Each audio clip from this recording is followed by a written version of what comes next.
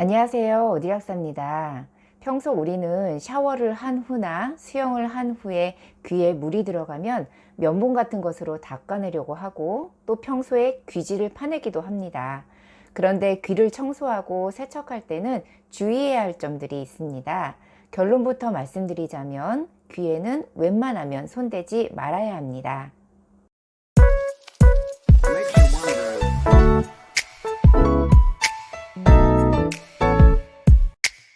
귀지는 땀샘에서 발생하는 분비물과 귀 속으로 들어온 먼지, 노폐물, 벗겨진 표피에 의해서 만들어지는 때입니다. 그런데 이게 참 보기에는 지저분해 보이지만 그 속에 들어있는 지방, 면역물질, 그리고 단백 분해 효소 등은 귀 속 표면이 건조해지는 것을 막아주면 물론이고요. 먼지나 곰팡이 같은 각종 세균들이 들어오는 것을 막아주는 기능을 한다고 합니다. 그렇기 때문에 귀지를 제거하면 여러 감염의 원인이 될 수 있고 자칫 힘을 주어 세게 파내면 상처를 입을 수도 있습니다. 고막에 천공이 생길 수도 있고요.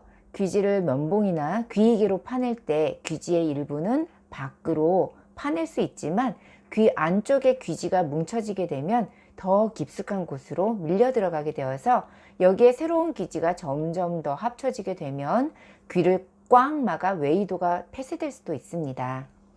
웨이도는 귀의 입구에서 고막에 이르는 관인데요. 이 웨이도가 폐쇄되면 이때는 귀지 제거가 필요합니다.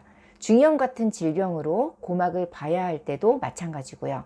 그런데 이럴 경우에는 집에서 파내지 마시고 이비인후과에 방문하셔서 제거하시기 바랍니다.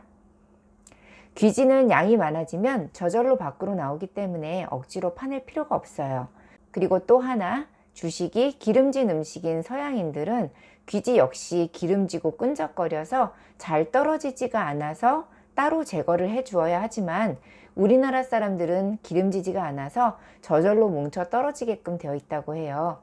그래서 따로 파내실 필요 없고 혹시라도 지저분해 보여서 없애고 싶으시다면 부드러운 수건으로 귓바퀴와 속이 아닌 바깥 부분만 살살 닦아내어 주시면 됩니다. 귀지는 저절로 배출이 되니까요. 그리고 귀에 물이 들어갔을 때도 물을 빼내기 위해서 면봉은 사용하지 않는 것이 좋습니다.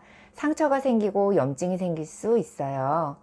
바닥이나 베개 위에 따뜻한 수건을 놓고 물이 들어간 방향을 아래로 하고 한쪽 방향으로 누워 있으면 거의 대부분 흘러나옵니다. 또 물이 들어간 귀를 아랫방향으로 하고 발을 콩콩 구르거나 가볍게 흔들어주면 즉각 빠지기도 하고요. 나머지는 체온으로 증발하게 됩니다. 그런데 귀에 물이 들어가고 하루 이틀이 지났는데도 귀가 먹먹한 증상이 있다면 염증이 생겼을 수도 있으니까 이때는 이비인후과를 가보는 것이 좋습니다. 마지막으로 귀 건강을 위해서 코가 막혔다 할지라도 코를 너무 세게 풀지는 마세요. 보통 코가 막히면 답답해서 코를 세게 풀 때가 있잖아요. 코를 너무 세게 풀면 압력 때문에 고막이 파열될 수도 있고 콧물이 이관을 통해서 귀로 넘어가서 급성 중이염을 일으킬 수도 있습니다. 코를 풀 때는 양쪽 코를 한 번에 풀지 말고 한쪽 코를 막고 다른 쪽 코를 두세 번에 나눠서 살살 푸는 것이 좋습니다. 특히 비염이나 후두염이 있는 분들은 더 주의해야 하는데요. 중이로 분비물이 들어갈 확률이 높기 때문이에요. 저는 좀 더럽게 느껴지실 수도 있겠지만 귀지를 한 번도 파본 적이 없습니다. 어릴 적에 약사인 외삼촌께서 알려주셨었거든요. 귀에는 손대는 거 아니다. 귀지는 그냥 두면 흘러나온다 그러셨어요. 여러분들도 귀지 파지 마시고 귀 속에 면봉 넣지 마시고 귀지는 그냥 없어지도록 놔두세요.